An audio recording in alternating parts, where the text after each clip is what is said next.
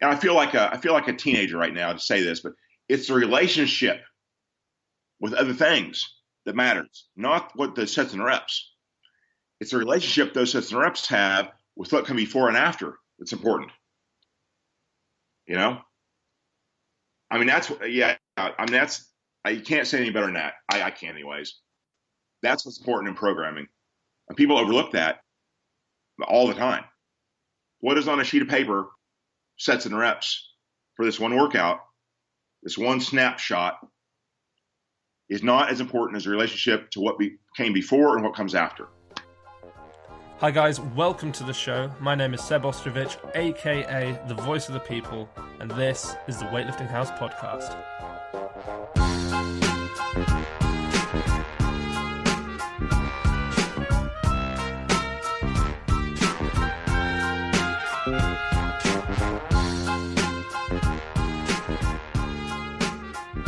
Hello and welcome to this week's episode of the Weightlifting House podcast with your host, Seb Ostrovich, the Voice of the People, joined of course by the People's Coach, Glenn Pendlay. Glenn, how are you doing over there in California? I'm doing okay. Doing okay. You know, it's warm here. It's warm. Yeah. You know, you've never been one for superlatives. I mean, I ask you how you're doing. You're over there in California, you're with Donnie Shankle, and you just say It's okay. It's not great, it's not amazing, it's okay. Well, it is okay. It's a nice time, a very nice time. Good. It's been a fun trip. You know, this is kind of a weird trip. In what sense? Well, it wasn't really planned very well. I just kind of decided to come, kind of last minute. Bought my tickets at the last minute. Mainly just because I wanted to see Donnie's gym. Yeah, you've still not seen it. I haven't seen it. He's had it for a while. I haven't seen it. And so, and of course, you know, every time Donnie comes to my house, we always fix amazing food. And of course, Donnie's lived with me for quite a while. And so, we love to cook. Both of us like to cook. And of course, we like to eat. I like to eat anyways. Yeah. And so, it's kind of funny that I took this long to make it down to his gym because I knew 100% for sure there was going to be great food involved. Yeah. And there has been. Oh, yeah, of course. And I'd love to, I suppose, tuck in to some of the meals that you've had whilst you've been with Donnie.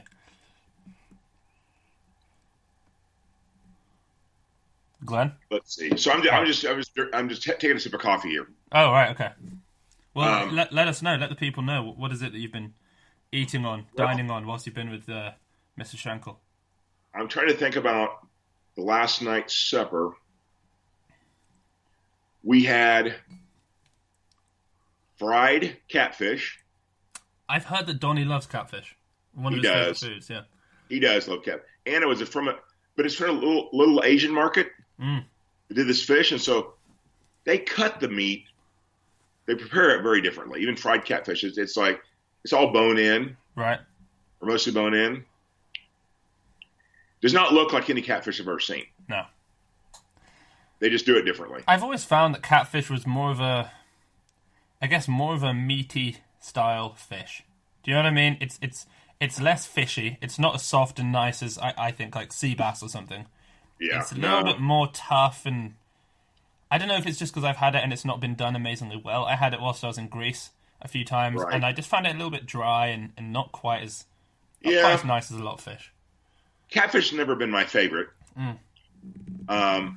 But in the past when Donnie's been living with me, I did eat some catfish because Donnie loves catfish. And being from Louisiana, you got to eat catfish. I mean, yeah, it's a big thing down there. And he's always fixing catfish. And so I ate some catfish. I don't dislike it. It's just not like my favorite fish. Yeah. But then we had duck. I love duck. What, you had duck on the same day? Yes. Oh, wow. Yes. And we had a pot pie. A huge pot pie. To be honest, Glenn, you're going to have to tell me what a pot pie is. I can't say I know what that means. Well, it's like a pie. I'm assuming it doesn't have pot in it. No. No. It's like a pie. Right. But it has vegetables and meat in it. So it's like a meat pie. So I it's a guess you'd say. pie. Yeah. Okay. We just call them pot pies. Yeah. So we had a wonderful pot pie.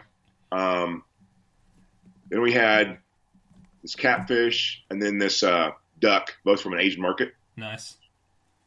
And so that was just freaking awesome. It was an awesome meal. It was great. Yeah. But I like to cook breakfast because at camps I'm always up cooking breakfast. Oh yeah. Early.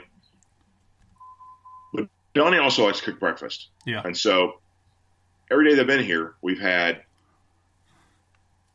homemade biscuits, bacon, right, and eggs,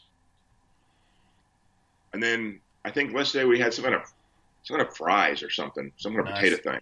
Yeah. But both me and Donnie always have like 3-course meals for breakfast. A lot of meat. So it's been wonderful. Yeah. And even though I like to cook, it is nice from time to time to have someone else cook and you just have to sit there and eat. Yeah. Oh yeah, it's good. It's very good. I mean, that's how it was for me. I mean, obviously I cook every meal that I eat here, but when I was away just last week, every meal was done for me, and it was just a thing that it was exquisite. It was such a nice experience. It is nice. Yeah. It is super nice. And I tell you what, I'm very impressed with Donnie's little gym. Yeah, it looks nice. I mean, from what I've seen, it looks pretty great. Well, it's small. It's That's okay. painfully small. Yeah. But there are 2 platforms. Okay.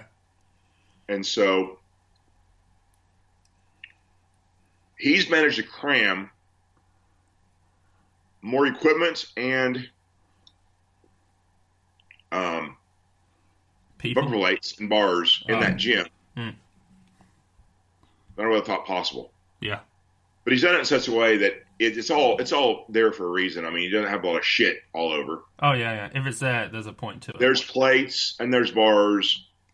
There's a very neat bar rack, and all the plates are picked up and they're all put underneath the bench, the way they should be. So everything's really, really nice. But he's done a really good job on that gym. I'm very impressed with it. I'm really very impressed with it. Yeah. I suppose it's kind of nice. I mean, you've a training place out of a tiny little, almost like a closet, Yeah. But he's turned it into a very, very good place to train. I mean, it's cool. I mean, you've always been the one with the gym, and Donnie's been the athlete. And it's kind of nice that, it's been, I don't know how long you guys have been coach and athlete, maybe 10 years, but it's kind of nice that now, after 10 years, he's becoming an early version of you, to some extent. He's becoming the coach, and now he's got his own gym. It's been more than 10 years. Yeah. A few years more than that. But you're right. I mean, you're right. When I first met and started coaching Donnie, he couldn't drink. He was too young to drink. Really? Yeah. I suppose you guys can't drink until 21. No. As far as the world goes, I think that's one of the latest, if not the latest. I don't doubt it. Yeah. I do not doubt it. Crazy. We are a funny country. Yeah, you are.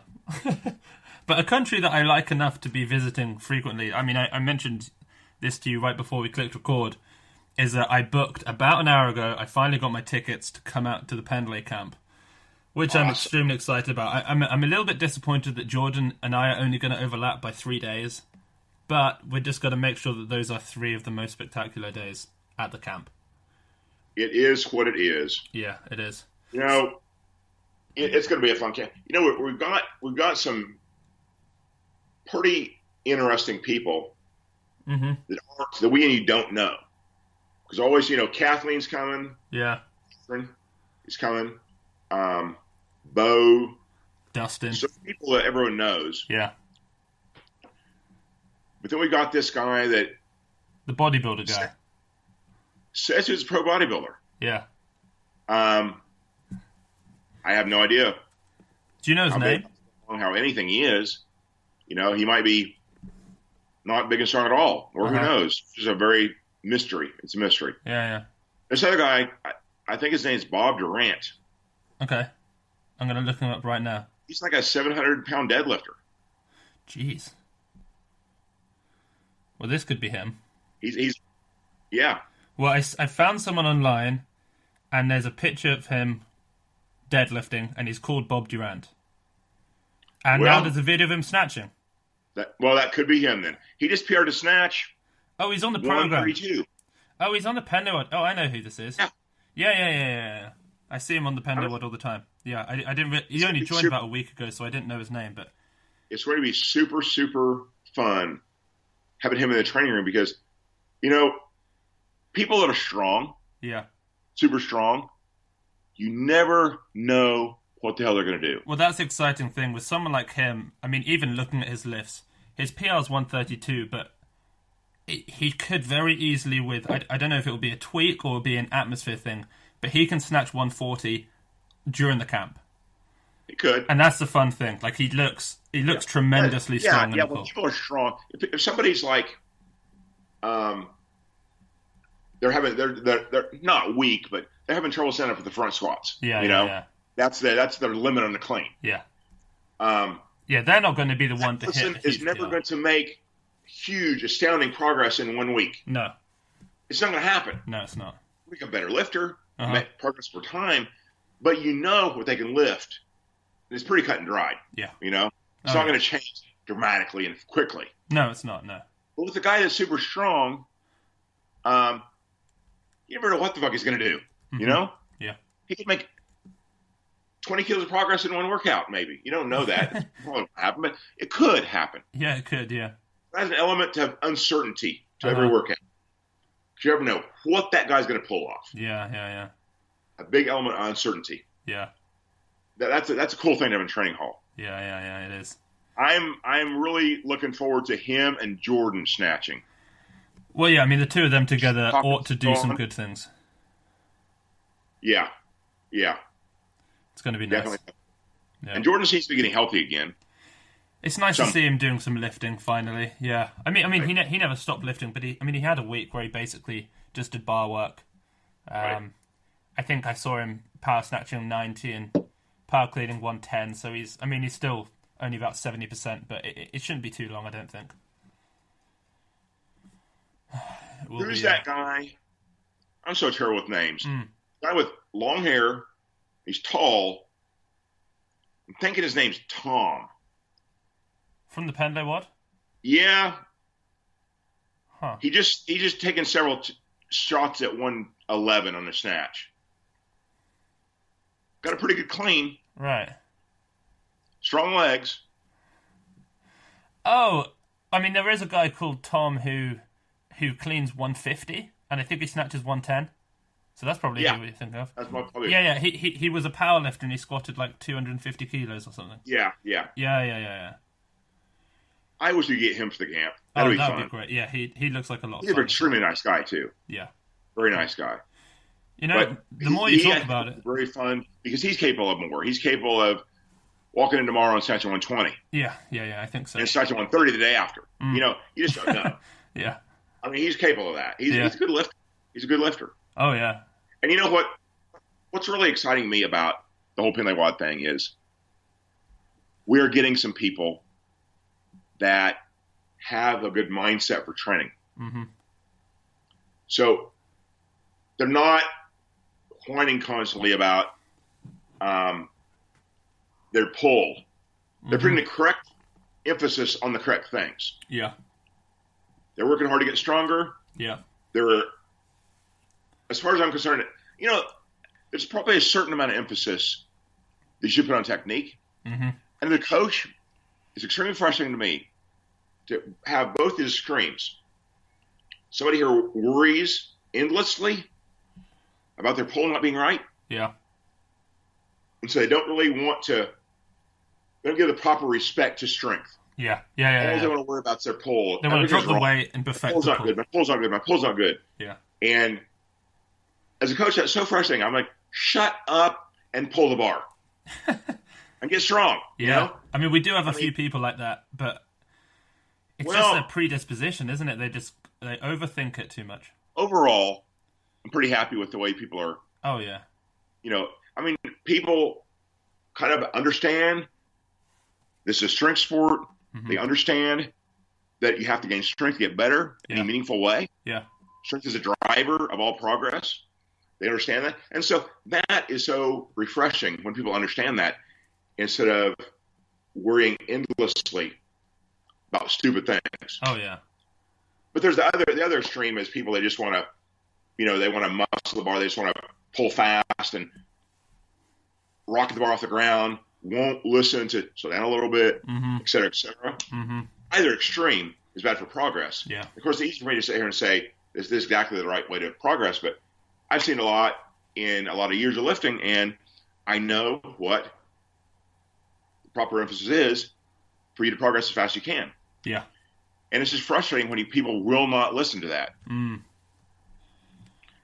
And there are people, many people, that absolutely will not listen. They will not let themselves make progress. That's really what it is. Yeah.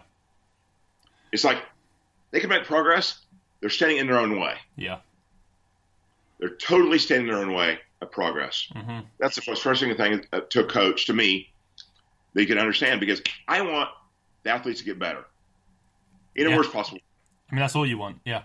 Yeah. And so when I see them getting in their own way, preventing themselves from actually progressing, yeah, I just want to claw my eyes out. Mm-hmm.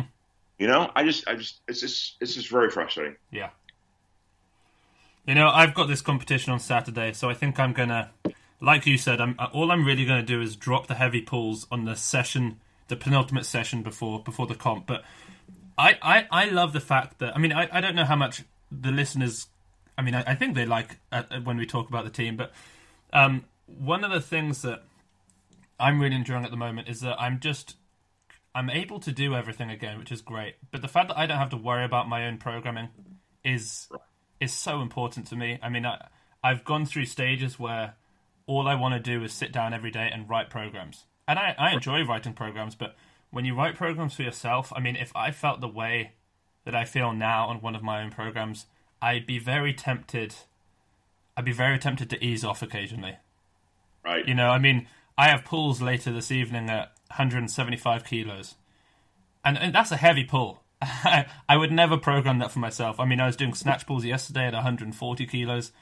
And what surprised me was they weren't grinders. I actually got a bit of height off my hips, which is amazing. It does feel like everything's coming together. So I feel like this Saturday, I'm going to set myself up for good lifts. But then I've got another competition the day before I fly out to Kansas. I have a comp, and that is the day where I'm absolutely going to be attacking some PRs. Awesome. And, that's what I'm looking forward to. So I think I'll do that. I'll have a day of rest on the Sunday, basically. In fact, I'll probably train that Sunday evening with you guys, having maxed out the day before at the competition. And then who knows how many times I'll be able to PR during that week. But I'm going to have hit some by then. It's funny, but even at my advanced age, having been in a sport for a while, I'm coaching for a while, when I'm sitting here talking to you, you're not even here. You're talking over Skype. Yeah. I still get excited about progress and PRs and getting stronger and, et cetera. My heart rate goes up a little bit. Yeah. Yeah. And so I still love it. Yeah. I still absolutely. love it. I still want people to make progress. I just want people to get better. Yeah. And I agree. I'm very excited to see you doing an all-time PR. Yeah. It's been a long time. It's been a really long time. And I've had this goal for this camp. I really want to clean 150. And my Hate to interrupt you. Go on. Did you see the power snatch? I was going to bring that up. Brandon. Holy shit. Brandon, 131 kilos. Holy shit. Yeah. I was watching that in Donnie's gym. Yeah. And I said, Donnie, look at this guy. Yeah. Actually, Donnie, look at this idiot. Look at this idiot. I don't think Brandon's an idiot, but that's what I said. Yeah. So look at this idiot. This power snatch 130, was it 132? It was either 131 or 132. I don't know. I'm like, I'm like, I just was flat. My jaw just dropped open. Yeah. And you know what Donnie said? So was he about a 160 snatcher? And what did he say? He said, no, he's only 140.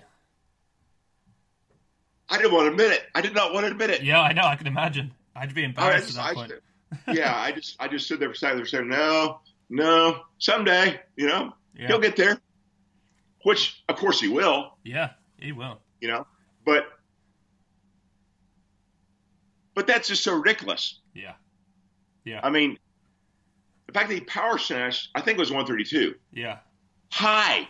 Well, that's the thing. Like it's not like one of my powers where it truly is borderline. I'm a centimeter below. Nowhere close to parallel. He caught that high. That was closer to a muscle snatch than a power snatch. Yeah. I mean, yeah. You don't get strength and power like that often at all. Something is wrong with that boy. Yeah, it's. But his pull is so strong now. Yeah. Can you believe when I first met Brandon? Mm-hmm. And I said, I think he was snatching maybe 115. Yeah. I can't remember exactly, but I think it was around 115. Yeah. And I said, Brandon, you're going to snatch 140 someday. Yeah. That's possible. I think it was within a year that he did snatch 140. And what I was going to say is he thought, he'll say this now, but at the time he was just like, oh, no. But he didn't think he could do it. He didn't think it was possible. Yeah. He's like, I'll never snatch that much. And now it's like a year or 2 years later, but probably more like 18 months. I don't know. But yeah, and he's snatching 140. He's going to power snatch 140. Yeah. I mean, I think he probably could. I don't know if, I don't. On the right day? Yeah. Yeah, exactly. Perfect. Yeah. Yes. Yeah. On the right day, he could power snatch 140. Yeah. After looking at 132 and how high he caught that, on the right day, we power snatched all the time, Mm-hmm. Like went to maximum power snatch every day for a week or two. Yeah. So not so much to get better at power snatch, but just to hit it on the right day where he was as strong as he could be. Yeah. Yeah. Power snatch 140 would be not out of the realm of possibility at all. Mm-hmm. So Brandon, I think, didn't even think that it was in the future ever. Like he thought they would die without ever snatching 140. Yeah. I mean, he seriously didn't think it was possible for him. Yeah. I mean, I always think that 140 is the weight that. I mean, I'm not talking about if you're 77 kilo, but if you're 94 or 105 or something like that, 140 kilos is a weight that almost anyone can snatch, given time and effort. And I mean, it's not easy. Not everyone will, but everyone can. I think everyone can snatch 140. But with someone like Brandon, he's not built like your average person, and he's so much stronger than almost anyone that I've ever met naturally. I mean, for the fact that he limited himself at 140 originally is just, it's crazy talk. Yeah. Yeah. Of course, it's easy to say that now when he's done it and when he's obviously gained the strength. But for a lot of people, they put limits on themselves. Yeah. That are way lower than they should. Yeah. Way lower. Yeah. Brandon was one of those people. Yeah, I think you're right. Do you want to crack on with the main topic? I mean, so for people listening, we didn't have anything planned for today because we were meant to be meeting John on the podcast half an hour ago. Actually 37 minutes ago, but he hasn't turned up. And we don't know where he is and we can't get a hold of him. So we decided whilst we were both online and on Skype... Par for the course. Yeah. Par for the we might as well do a podcast. So we racked our brains and we realized one of the most important things in weightlifting, which we haven't really talked about, probably not in enough depth at least, is volume, or not volume, frequency in squatting specifically. There are a lot of programs. I mean, I've done 2-a-day squatting sessions. I've done 2-a-week squatting sessions. And I've done 5 days a week squatting sessions. And of course, they all change in terms of how you carefully balance the intensity or the volume or the frequency. And I don't think there's necessarily one correct way. And Glenn, it's kind of interesting. Right now, we have people on the penalty ward who are squatting twice a week. And like you mentioned, I mean, we have Nicole who is squatting up to 3 times a day even sometimes. So do you want to kind of introduce us into your thoughts for squatting? I don't know if it depends on how long the athlete has been in the sport or what, but how do you approach it for frequency in squatting? Well, I think 2 or 3 times a week is a great program. Mm-hmm. I'm not a huge fan of the squat every day type of thing for most lifters. But I do think that in squatting and training frequency overall, there's been a lot of research done on straining and stimulus and things like that. But obviously everyone knows that there's a breaking point when it comes to volume. Everyone knows that. Overall volume. A little is good, a little more is good, a little more is good. Then you reach a point where you can't handle it. This is bad. Yeah. It's just too much volume. Same thing with intensity. Snatch, clean, squat, whatever, all of it the same. As you go up in intensity over a career, probably, there's a breaking point. Any point in your career, there's a breaking point. There's a certain amount of intensity that if you have that intensity for every training session, it's going to be too much. Yeah. It's not a case of more is better. A little more is better.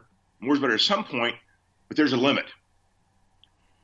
But if I just talk right now about the research into muscle physiology, the actual peer-reviewed research, of course, yeah, they've never found a limit or a breaking point on frequency. In other words, they've never had a study that's done.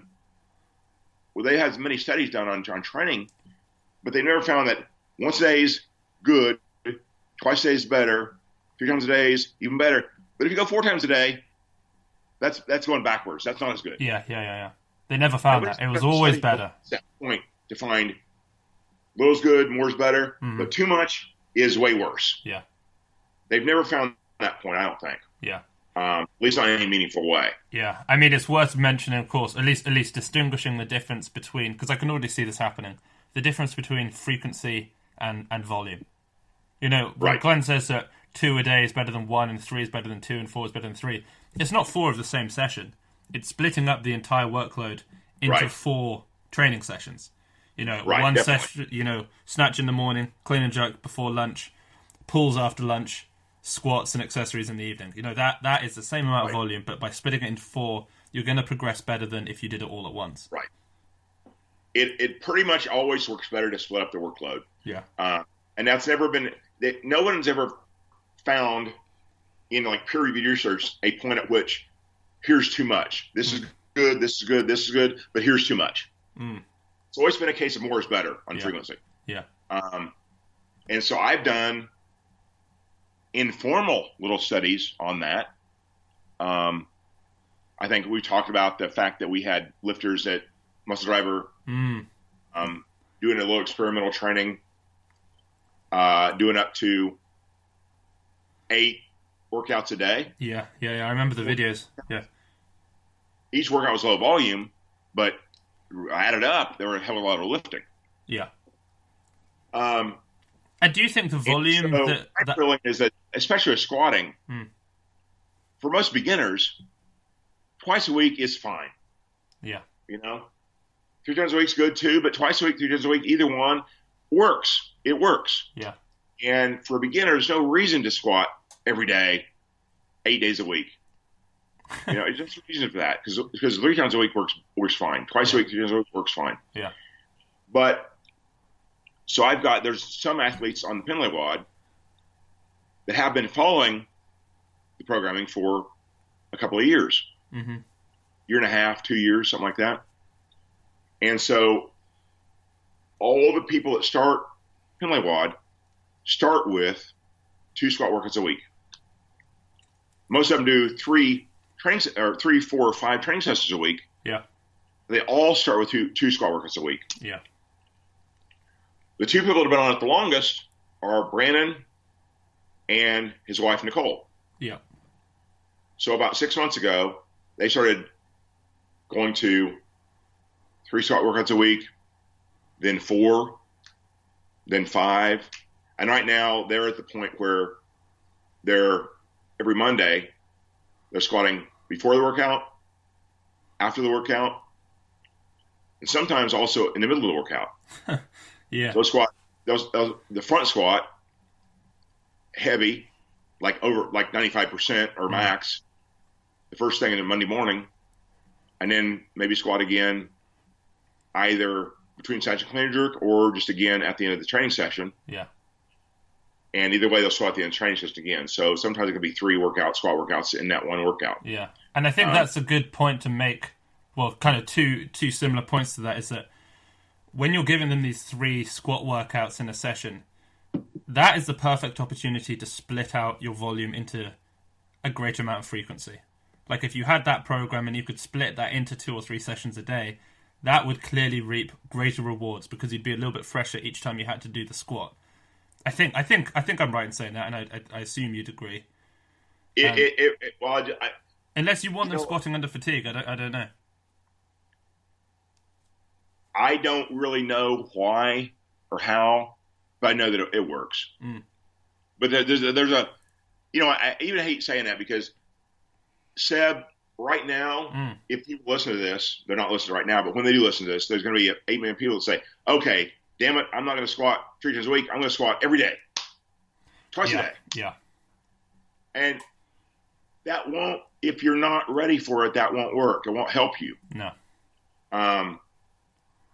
It's doing well for Nicole.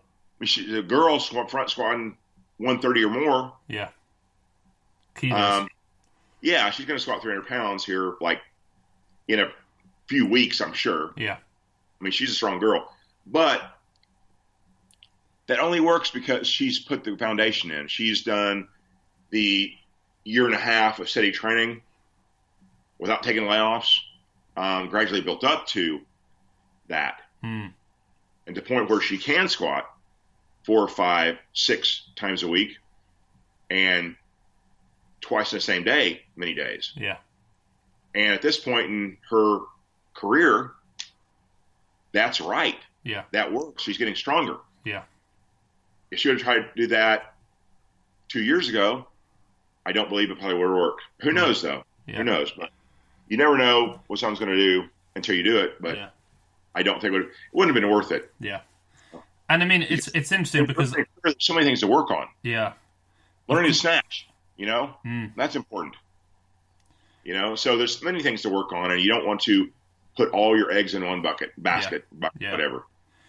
It's funny because it would look to most people as though, Nicole or Brandon has now reached the pinnacle.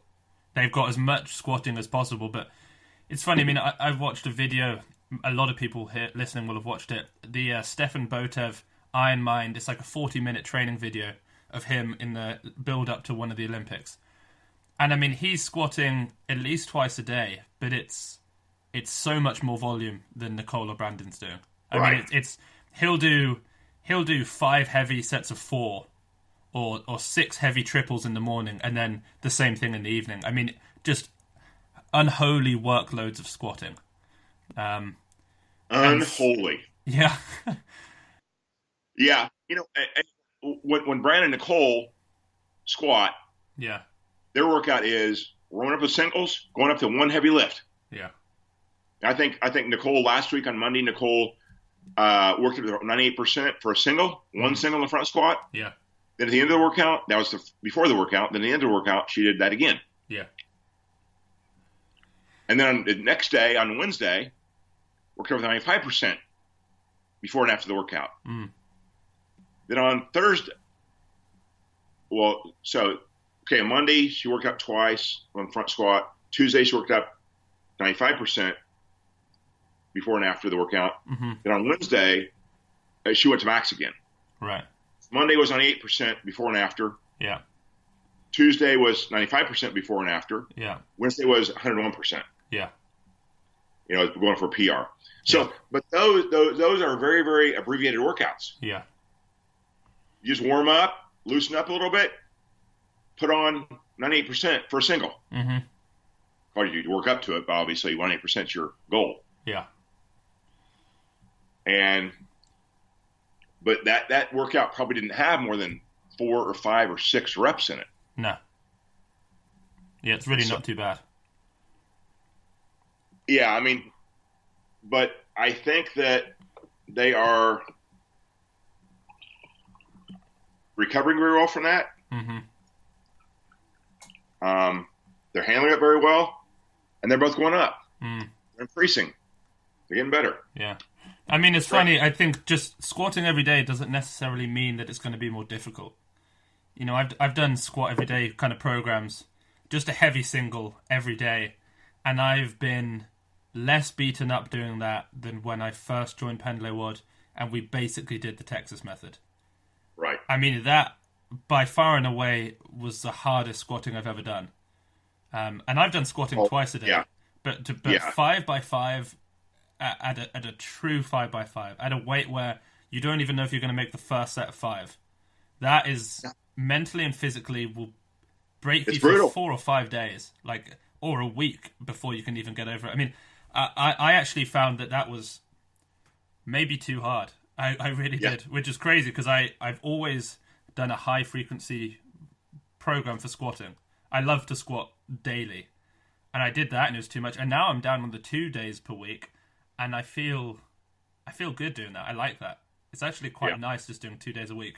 But the 2 days are brutal. I mean, they're tough days, but that feels pretty good for me right now. Just doing the 2 days. I could add a third, but until I feel like it's definitely not working, I don't think I'll bother. Where are you right now in terms of your squat PR? Are you right there right now or below? I'm below, which is why I'm not quite back at snatch and clean and jerk PRs, but I think I'm within 10 kilos. You know? That's cool. I don't think it'll be long. Good. Yeah, I just didn't really know because we talk about your snatch and clean and jerk. Yeah. I see it on the Pendlay Wad. Yeah. I hadn't really heard you say exactly how below your back squat you were, but yeah, I mean, I think my front squat. I think the exciting thing is my front squat. I wouldn't be surprised if I could PR my front squat next week, but not my back squat, which is exciting because it means that there's probably a clean PR coming in again at some point. But I mean, I'm one of those lifters who I'm always so perfectly correlated to my back squat with my snatch and clean and jerk. Right. I mean, I'm not going to PR my clean unless my back squat improves. I just know that it's just about being able to stand up out of it. But the exciting thing is, I know that when I squat 190, I'm going to PR everything again, and then when I squat 195, I'll PR everything again. So, like you said, I mean, improving your strength is one of the hardest things to do, but we know how to do it. Yeah. So I just got to keep following the formula. Not really a mystery. Yeah. One of the things I think that I'd like to talk about with regards to squatting volume is people have got to remember that it's not just an exercise used to get strong, it's an exercise used to get bigger and gain muscle mass. And so I think for me right now, one of the reasons that I wouldn't choose or I wouldn't opt to do a squat single every day is I don't think I'd be able to gain enough muscle mass off it. Whereas someone like Brandon is incredibly muscular. Probably, There's kind of a third thing that is improved with squatting that is technique oriented. Right. I think that the fact that twice a week squatting or 3 times a week squatting with sets of 5 or sets of 3 builds muscle mass. Yeah. And I think that's important because you're right. The singles all the time don't really build a lot of muscle mass. And I think that having gained some muscle mass in your hips and legs and things, that raises your potential as far as getting strong. Yeah. It raises your potential as far as getting strong. The other thing is that squatting is it builds technique. Yeah. Technique in the squat? Yeah, I'm thinking about Tom here. Right. Have you not noticed that every time he does a clean, he sits in the bottom. Yeah. Takes a second or two, no bounce whatsoever. Yeah. Tom Magarelli, yeah. Yeah. I think I put this on his one of his latest PRs or latest. I can literally see your comment right now. Yeah. Yeah. You got to learn to catch balance. Yeah.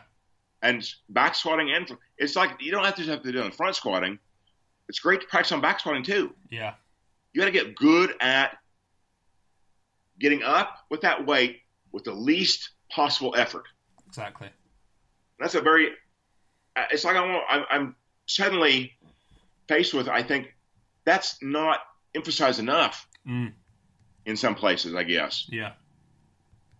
Because it's just not thought about, I think. Yeah. It's not getting up as fast as possible, although faster normally helps. Yeah. It's with less effort. Yeah. And that's all about catching a rhythm. Catching a bounce. You see Dave Hammer's recent Oh, it was clean, unbelievable, yeah. where he got caught at the bottom, sat down there for 9 or 10 seconds. No, I'm just exaggerating. Yeah. No, A second got halfway up, did a second bounce, and cleaned it. Yeah. And stood up. Yeah. That's amazing. That's good. Yeah. But the idea on a clean is to use the balance as much as possible. To get up with the clean with the least amount of effort. Yeah. You don't want to struggle on the clean. You don't want to grind on the clean. No. You want to be over fast with the least amount of effort. Yeah. I mean, the snatch and clean and jerk are completely different. In the clean, you want to get out of there as quick as possible. In the snatch, you want to be okay sitting down there. But the clean, you've got to get out. You know, it's interesting we talk about this. I have a girl who started coming to the CrossFit weightlifting classes.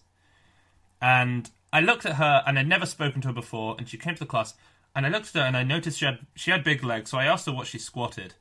And she told me 150 kilos, which is a big squat, and she's not a big girl.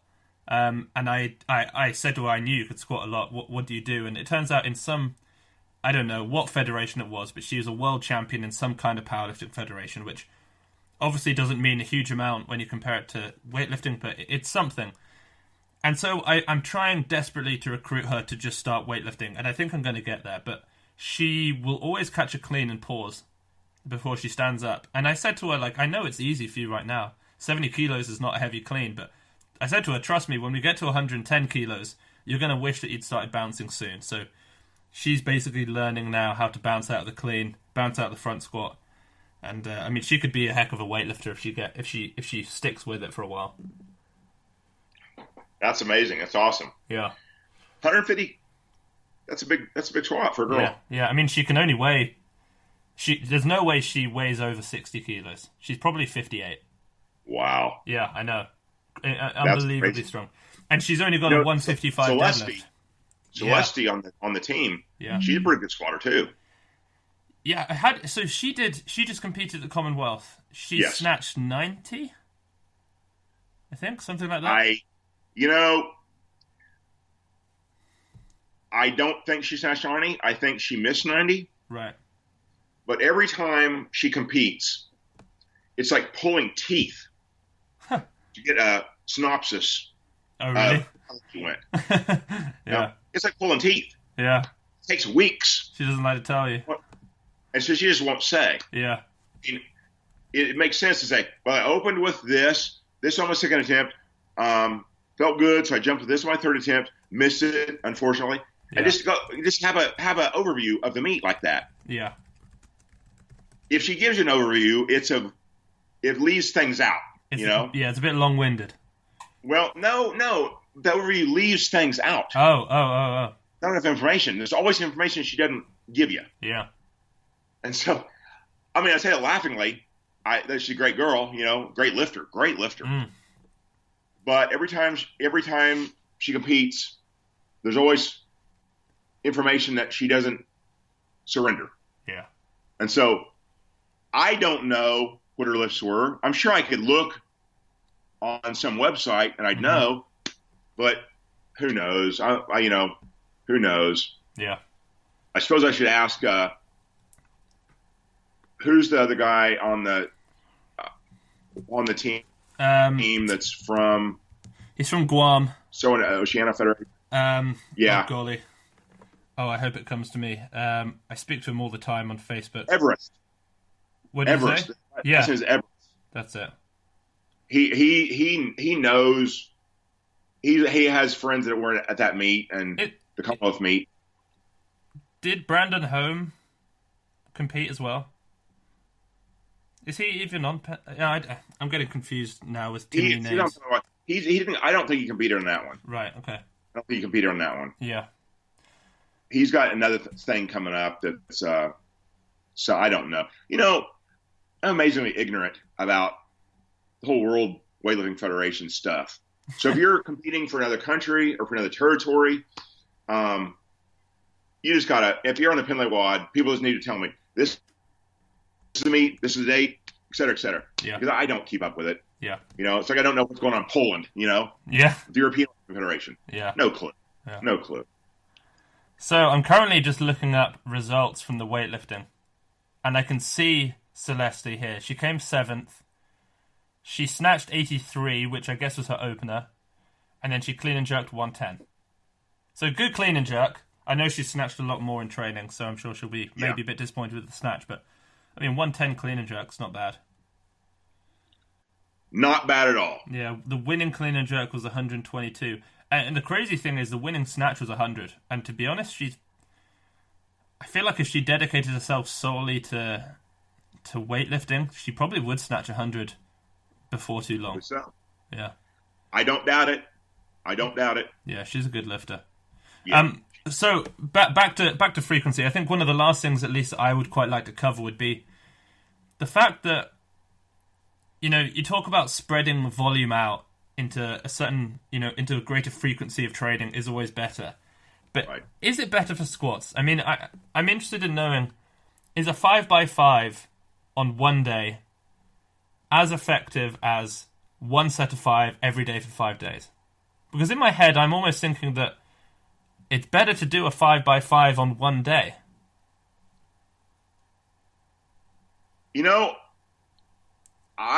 More for the hypertrophy. I would like to say that I know that answer, but I don't know because I've not really tried to do that. I'll tell you what I do feel like I'm pretty confident in, that multiple sets of 5 or 3 work if you use a lower frequency. Yeah. And I know that heavy singles work if you use a higher frequency. Mm-hmm. As far as comparisons and how sets of 5 work with low frequency or high frequency, yeah, I just don't know. I mean, I could say it works better than this, but I don't know for sure. Yeah. For various reasons, for beginners, because you got so much other stuff going on to try to teach them how to. Well, exactly. It doesn't. I don't think it works really, really good to do super high frequency on the squatting. Yeah. They're just learning how to train, and as people get more advanced, they get more ready for higher frequency. Mm-hmm. And just like with Brandon and Nicole, both have training for several years, both ready and able at this point to do multiple short front squat sessions per day. Yeah. Yeah. They still do some sets of 5 on the back squat on Saturday. Right. They have that one big strength day on Saturday where they lift and squat and whatever else. Mm-hmm.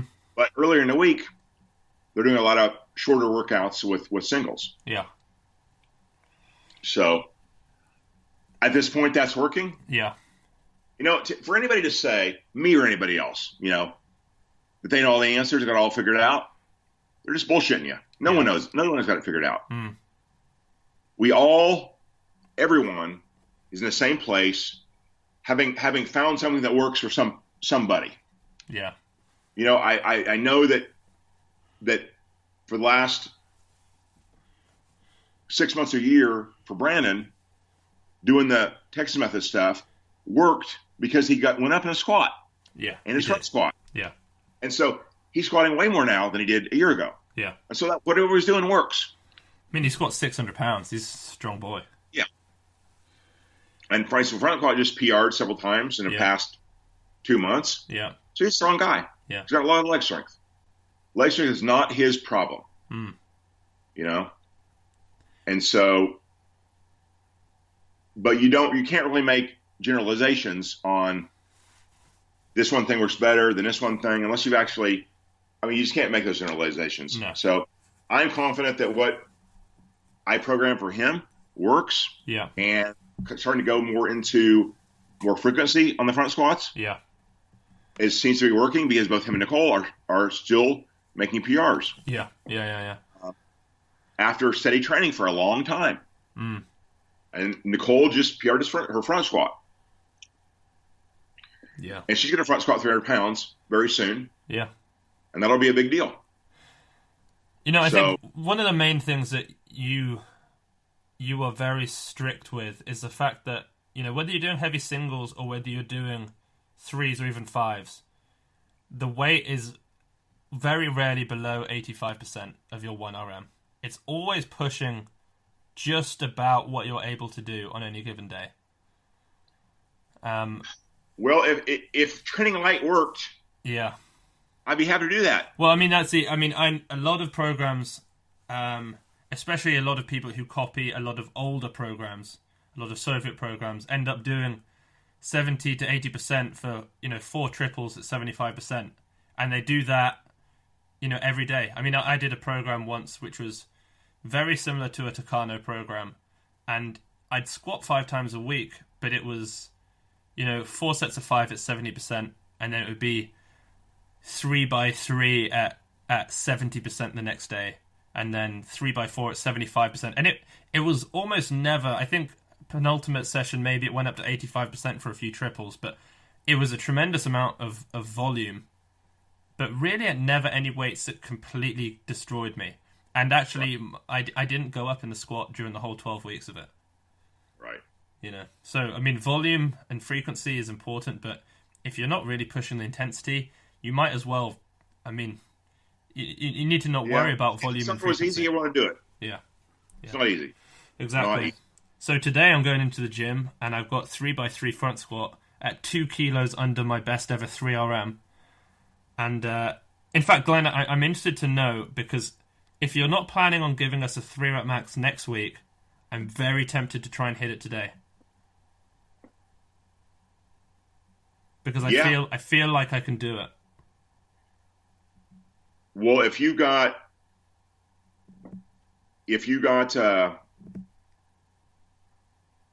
what your squats are going to be 2 kilos under? Yeah, basically, yeah. Oh, hell yeah. If you feel good, I'd do it. Yeah. I'm not sure if I'd probably do a single at that weight. Yeah. Your first set. Uh-huh. If the single goes up good, yeah, I'd rack it, rest 2 minutes. Yeah. Put a 1 kilo PR on, come back and do it. That's what I'm thinking. I want to hit 40 for 1. And then I just really want to try and triple 150. That's been my goal on the front squat since coming back onto the Pendlay WOD after the camp. The goal has been the 150 triple. And what's your PR triple now? 145. And I know you're going to tell me to go 146, but I just know that I've got 50. And if I try 46, then do it, man. Yeah. You got to do it.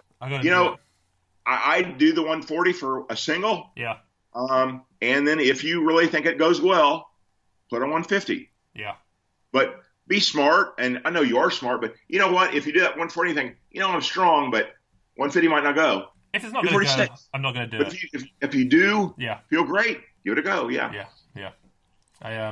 This is exactly what most people, I hate to say most, but I think it is most, are not very smart about. Yeah.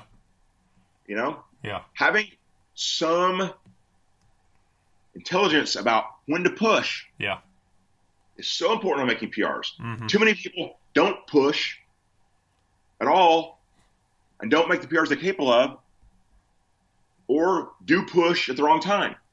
Yeah. You got to be able to approach it without emotion.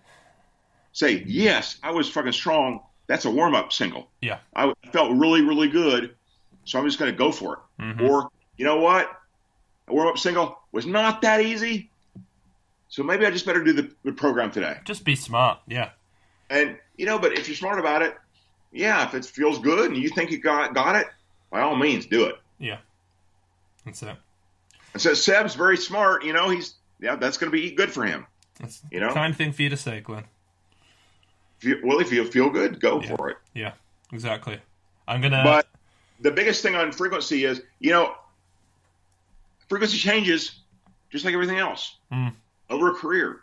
Yeah. The problem with frequency is most people don't want to wait. They want to do what they should be doing after 5 years, the first workout, Yeah. Yeah, Yeah. because it's cool. Yeah. It's cool to go high frequency. Well, I mean, I've said this before, but I remember my first ever program was a Catalyst Athletics program called Double Day Squats. Right. You max out your squat twice a day, and you do back-offs. And I remember my front squat went from 120 to 127, and my back squat from 130 to 137, which is it's good progress. But when you're that early on in your training career, after 12 weeks, you kind of expect 7 kilos. And you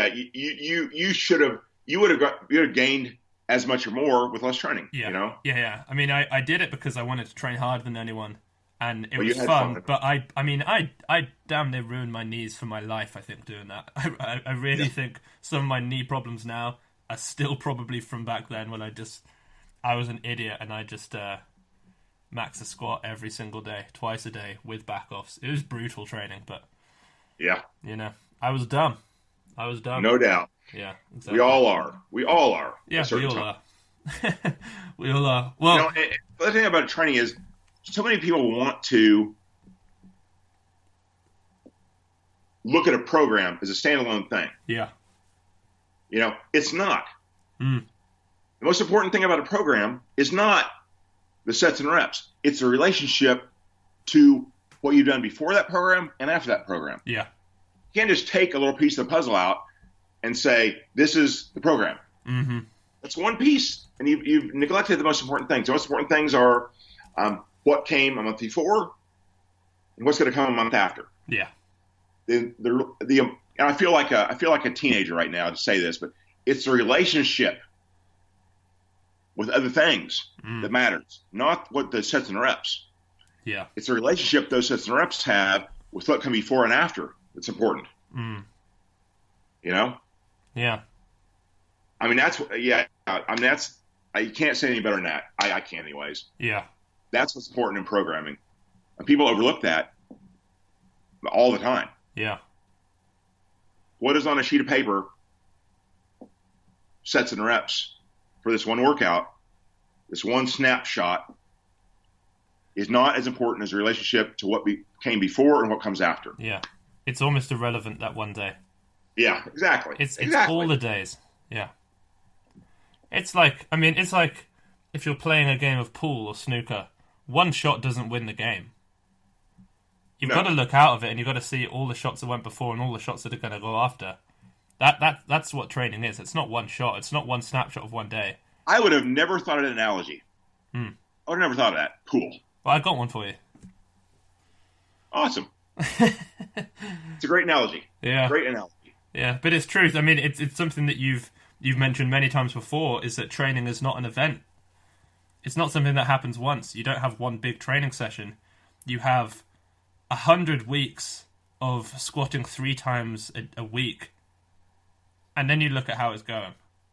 And then maybe you add something, or you take something away, you do another 100 weeks. And then after 10 or 20 years, you've probably got a good program, but you're never going to look back after 10 years and think, well, thank God I did that one training session. That made the difference. Yeah, it's amazing how unimportant any one session is. Yeah. It's not very important. No. The relationship of that session with all the other sessions becomes important, basically. Yeah. It's never important for its own sake. And I think many people just don't get that, I think. No. And it takes a long time. I found it very hard to detach myself from the emotion of a single training session. And but I've come to learn that I can say to myself, is this training session gonna be the one that makes you snatch 140 in however many years' time? Right. And it's not. And if I know I'm about to completely fuck myself up doing something, just don't do it. Right. Just be smart. Just drop it and get more reps. And it's almost never that I end up having to drop the weight in anything. I basically do everything as it's written. But I'm Right. not going to be disappointed if the day comes where I just can't do it for that day. You just got to look at the bigger picture and realize this is just one training event. This is nothing. What's funny is that I'm just sitting there thinking about the last 2 days Yeah. at Donnie's gym, and one thing that I really like about the guys that he has in that little bitty room is that they're just lifting. Yeah. No one really is arguing about, I'm going to go up 2 kilos, down 2 kilos. They're just doing sets, and they're doing a lot of sets. Yeah. They're doing a lot of sets. And moving good and doing the same thing over and over and over again, putting in a lot of work. And I do think that many people get too carried away with the programming. Yeah. And they kind of forget about the fact that you just have to work. Yeah. It requires a lot of work to get good at the sport. And they're young and pretty young. And obviously when you're young, you're making progress, and that kind of makes things easier mentally.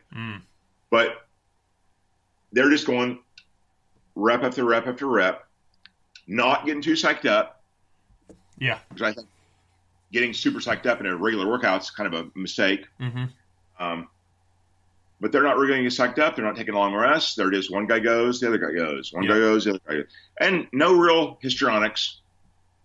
And another thing that I am in love with about that gym, no music. Yeah, you've never been a big fan of the music. I like music as much as the next guy, but I like having everything focused on training. Song on the radio. It's just so distracting. Yeah. And they don't play music, and it's so great to just hear the bar bouncing, or hitting the deck. Yeah. Hear the foot slap when people are jerking. Hear the weights coming down. When they drop it. That is just so great to hear without this annoying music to just cover everything up. Yeah. I mean, it's so nice to hear that just in a silent gym. I mean, I've never minded music. If people play it, that's fine. But no real talking. Just lift back and forth. Yeah. It was very good. I liked it. Very good atmosphere. Yeah. Maybe we should try and enforce that for a few sessions on the camp this year. Well, that's fine. That's 100% fine. But if we do that, let's have you tell people, because they're going to be pissed off by it. All right. Well, what we'll do is we'll play Unbelievable Bulgarians on the TV while we're back at your house, and we'll say, look how great this training session is. Do you want to do this? And everyone will say yes, and then when we get there, if someone goes put music on, we'll say, wait, hang on, I thought you voted. We're going to do it like the Unbelievable Bulgarians did it, and then they'll accept it, and they'll do it. The only issue is there are a few guys, Jordan, Joshua Gibson, who train with little headphones in their ears all the time. Right.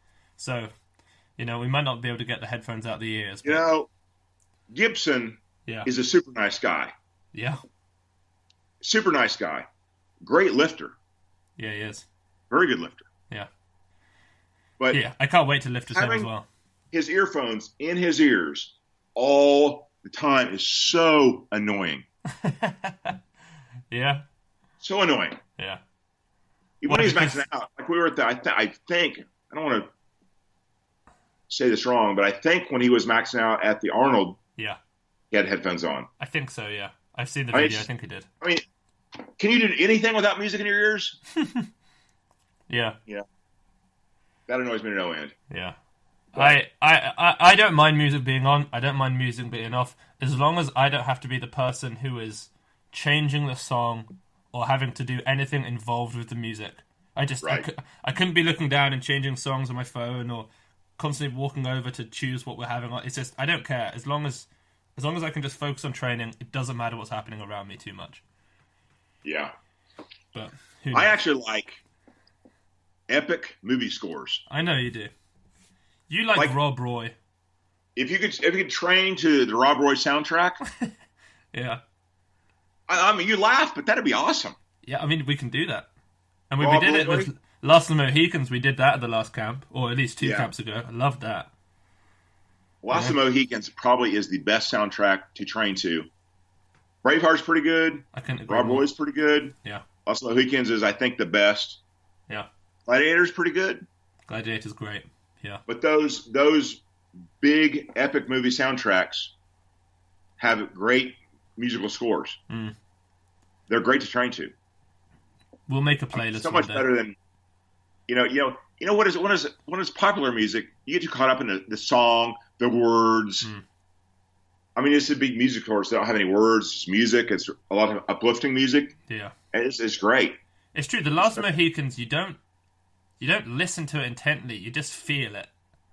Yeah. You feel Exactly. the crescendo, and you feel the building up of epicness, and you just lift with it. You lift with the music. You don't get too involved in it.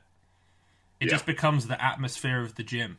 That's what epic That's music a does. great way of putting it, Seb. Thank you. That's a great way of putting it. And I think that if I could have my own desires 100%, Yeah. I would say let's either train in silence or train to Last of the Mohican soundtrack. Yeah. There'll be no words. Yeah. Because that's all. But I tell you what, you got to do what people want, and there's so many people that you can't fight the whole culture, and our culture is constant engagement. People, like on Facebook, people can't just sit without having something to entertain them. Mm. They just can't anymore. My gosh, this is something that I think about all the time. And I think about it with myself as well. How much harder it is for me now to sit and watch something or sit and read something without needing something else. And I Right. realize how bad it is. And I'm trying to make a point of stopping it. I'm trying to notice it when I do it and just say to myself, don't do it now. Wait 5 more minutes. Exactly.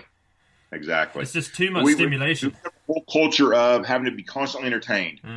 Constantly entertained. Yeah. To the point of just having music on that doesn't have words, doesn't have something to follow along with. It's not even enough. Yeah. So It's true. So, like I said, you can't fight the culture, and this is the world we live in. Yeah.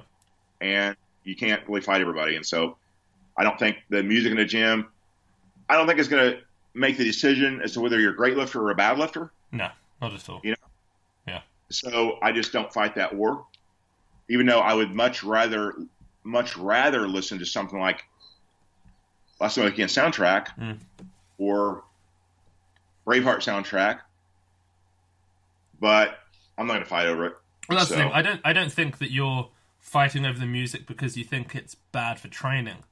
I think you have this I have it too to some extent. It's like a romantic idea that the best lifters don't need the music. That's what it is. At least in my head, that's what it is. It's just, it doesn't matter what's happening. I'm very comfortable to lift in silence because I think that, the best lifters just don't care. They'll just do whatever they need to do. They don't care what it looks like. They don't care what's on. They don't need any motivation from music. Well, I think when people are so worried about changing this radio station to have the perfect song come on, yeah. I'm like, what are you really worried about?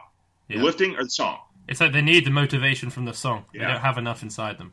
No, and that's not a great thing. No, that's not a great thing. Yeah. Anyway, Glenn, we've been able to pull out a decent episode here with zero planning, which I'm quite pleased about. That's good. I just Quite a lot of odd topics. We brought in a lot of odd topics, but I think it's turned out good. Yeah. I just checked my phone, and actually it turns out that a few minutes ago, John did see the message asking if he was ready. Unfortunately, he has not replied. But I'm sure... I know you're probably not going to be the one that messages him again because you don't like it when people are late. But I'll probably end up dropping him another message at some point to see if it's possible to maybe one day get him on the show. But who knows? I would love having a show, but when people just don't, it's a, what it is? Well, what is that? It's what is it? What is it when somebody just doesn't care? Kind of rude.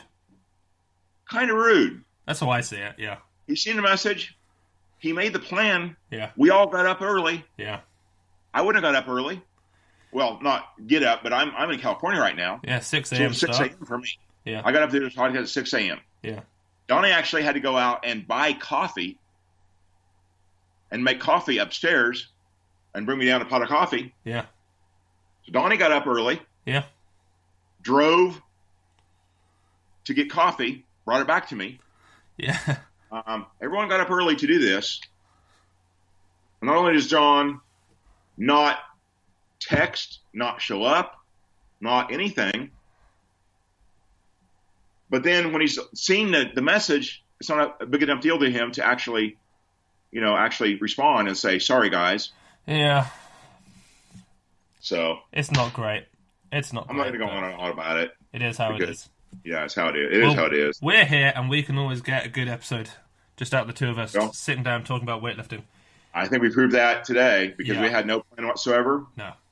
At all. And so, who knows? Maybe we did this episode. Maybe it's terrible. Or maybe it is. I don't know, but we still got people listening, so it can't be that bad. The podcast listenership is still growing. The show must go on. Exactly. It's funny. I mean, I've had a few people recently say to me, how much planning do you have to do for an episode, and do you ever? Proof?